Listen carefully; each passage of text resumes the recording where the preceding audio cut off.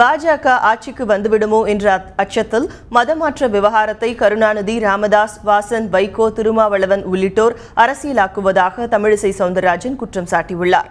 பாஜக மாநில தலைமை அலுவலகத்தில் செய்தியாளர்களிடம் பேசிய அவர் இதனை தெரிவித்தார். கட்டாயமாக மதமாற்றம் இருக்கக்கூடாது என்ற ஒரு காரணத்தினால் விவாதத்திற்கு எடுத்துக்கொள்ளப்படும் முன்னரே ஏதோ மதமாற்ற தடை சட்டம் கொண்டு வந்து விட்டதை போலவே தமிழகத்து தலைவர்கள் விமர்சனம் செய்வது சரியாக இருக்காது.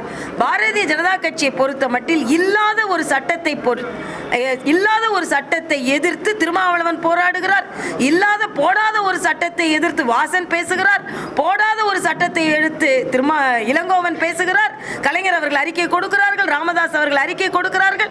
இவர்களெல்லாம் சேர்ந்து இப்படி நடந்து கொள்வது தமிழகத்தில் பாரதிய ஜனதா கட்சி பலம் பொருந்திய கட்சியாக காலூண்டிவிடக் கூடாது என்ற ஒரு பயத்தினால் இதை செய்கிறார்களே தவிர அதிகாரப்பூர்வமாக இவர்களின் குற்றச்சாட்டில் எந்தவித அடிப்படை ஆதாரமும் இல்லை.